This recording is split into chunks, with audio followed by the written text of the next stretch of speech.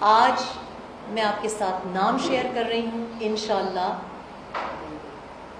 Pakistan republic party جو کہ republic کی بات کرے گی، جس میں موب بیہیویئر کی گنجائش نہیں ہوگی، جس میں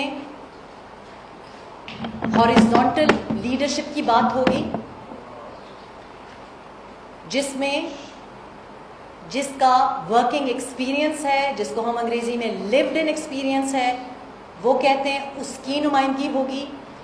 ون آف دا کی فیچرز جو ہمارے مینیفیسٹو میں جس پہ ہم نے فوکس کیا ہے وہ یہ ہے کہ اگر آپ اپنے حلقے میں نہیں رہتے، اگر آپ کی مین ریزیڈنس آپ کے حلقے میں نہیں ہے، تو آپ پیراشوٹ کر کے کسی اور حلقے سے کنٹیسٹ کرنے کی اجازت آپ کو نہیں ملنی چاہیے. آپ چار حلقوں سے کھڑے ہونے کی اجازت جو آپ نے لے لی ہے یہ ختم ہونی چاہیے. ہم نے بہت باریکی میں کچھ باتوں پہ کام کیا ہے، اور آج آغاز اس لیے کیا ہے کیونکہ یہ کوئی تخریب کاری کا مقصد نہیں رکھتی ہے پارٹی. یہ نہ کسی کے آشیرواد کی خواہش مند ہے، نہ کسی کی اجازت لے کے یہاں آئی ہے. آئی ایم شیور یہ آپ کے ذہنوں میں یہ سوال ہوگا، تو میں نے آپ کے سوال کو پہلے سے، مجھ سے کسی نے کل یہ پوچھا تو میری تو لٹرلی باپ دادا کی زمین ہے. اب تو میرا جو آبائی حلقہ ہونا تھا وہ کراچی آ کے بیٹھ گیا ہے، تو مجھے کس کی اجازت کی ضرورت ہے؟ کیونکہ میں ملک کی، قوم کی مفاد کی بات کر رہی ہوں.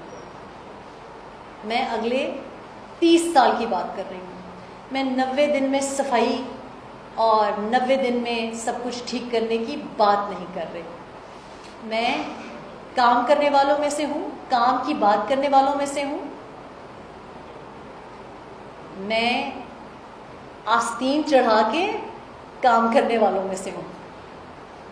بہت سی باتیں ہیں پاکستان میں جو کہ مجھے سیکھنی ہیں، اور میں وہ آپ کے حلقوں میں آ کے جب بیٹھتی ہوں اور جب آپ مجھے کہتے ہیں کہ کس حلقے سے کھڑی ہوں گی تو مجھے تکلیف ہوتی ہے، کیونکہ میں اس حلقے میں پلی بڑھی نہیں، میں اس حلقے کا پانی نہیں پیتی. پہلی میرٹ اور پہلا حق اس حلقے کے نوجوان کا ہے. اور ایک بہت کی فیچر یہ ہے کہ میں سمجھتی ہوں کہ ہماری جو ریپریزنٹیشن ہے must be based on economic freedom. یہ لسانیت پہ، فرقہ واریت پہ، کس قبیلے کس ذات سے آپ کا تعلق ہے، یہ ہمارے مسئلے نہیں ہیں. ہمارے مسئلے اپورڈ موبلٹی کے ہیں. ہمارے مسئلے یہ ہیں کہ ہمارے بچوں کو پاکستان میں روزگار ملے. ہمارے مسئلے یہ ہیں کہ ہماری خواتین کی نمائندگی ہو اور خواتین کے لیے ورک پلیسز میں حفاظت ہو. ہماری خواتین کو ان کی کلچرل سینسٹیوٹیز کو مد نظر رکھتے ہوئے اگر ورک فرام ہوم کی سہولت ہم نہیں دیں گے تو کون دے گا؟ پالیٹکس، میڈیا، لا اور یہ کی ادارے ہیں، یہ کی ایریاز ہیں، سیکٹرز ہیں. یہاں ہماری خواتین کو محفوظ اور کمپلیٹلی میرٹ بیسڈ ریپرزنٹیشن کی ضرورت ہے.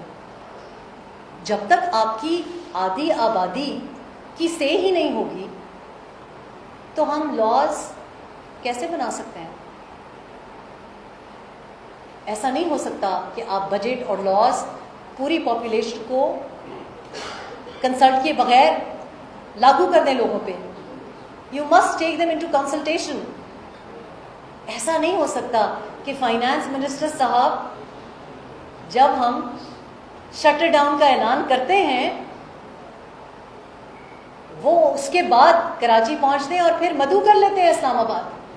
ہونا تو یہ چاہیے کہ اسٹیک ہولڈر کو پہلے آن بورڈ لیں, پہلے پوچھیں ان سے ای کامرس کے کیا مسائل ہیں, پوچھیں ذرا بائکیا کون آج کل چلا رہا ہے, دیکھیں تو صحیح کہ میڈیا کے کیا حالات ہیں.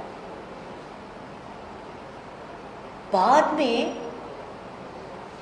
کنسلٹیشن ہو, جب کوئی سٹینڈ لے, اور میں سٹینڈ لوں گی, ان باتوں پہ سٹینڈ لوں گی جن کا میرے ساتھ کوئی ڈائریکٹ انٹرسٹ اٹیچ نہ ہو. میری انڈسٹری نہیں ہے, میری کسی کراچی کی مارکیٹ میں دکان نہیں ہے, مجھے سمجھ نہیں آ رہی, اور پھر وہ مجھے سمجھاتے ہیں کہ ظاہر ہے لوگوں نے اسی ملک میں رہنا ہے, بزنس چلانی ہے. تو میں نے ہمیشہ بلیو کیا ہے کہ وہ بات جو اور لوگ نہیں کر سکتے میں کر سکتی ہوں. آپ کو پتہ ہے میں نے ہمیشہ ٹکر لی ہے. اف آئی تھنک کہ یہ میرے ضمیر اور میرے اللہ پاک کے حضور میں صحیح بات ہے تو میں وہ بات کروں گی. کا کہنا تھا گیٹ نمبر 4 کی ساری پیداوار ہوتی ہے سیاسی جماعتیں, تو آپ نے بتا دیا گیٹ نمبر 4 سے آپ کی فلائٹ آئی ہے یا کہیں اور سے؟ میں نے جی آج تک گیٹ نمبر 4 دیکھا ہی نہیں, حالانکہ میں نے ساری زندگی مطلب ایٹ لیسٹ جو میرا ایڈولیسنس ہے میں نے پنڈی میں گزارا ہے. گیٹ نمبر 4 مجھے میں آپ کو حلفاً بتاؤں مجھے نہیں پتا گیٹ نمبر 4 ہے کون سا. شاید وہ ایکسیس انہی کے لیے. ہم تو ڈائریکٹ ہی گئے ہیں, جب بھی گئے ہیں برملا گئے ہیں, منہ چھپا کے بھی نہیں گئے, برقعوں میں بھی نہیں گئے. تو میں یہاں گیٹ نمبر 4, گیٹ نمبر 1 2 3 5 15 اب بڑے گیٹ ہیں میں نے سنا ہے, وہاں سے نہیں ہے. آئی ہوپ دیٹ میں نے کہا جب بھی کبھی کسی سے بات چیت ہوئی ہے میں برملا ڈائریکٹ یعنی ان پبلک, ہم دروازے بند کر کے بات. دیکھیں بات یہ ہے کہ آپ کی یہ سمجھنے والی بات ہے کہ آرمی جو ہے آپ کی, یہ اب تو سب کو محبتیں ہو گئی ہیں, لیکن ہر انسٹیٹیوشن کا, ہر شخص کا اپنا رول ہوتا ہے.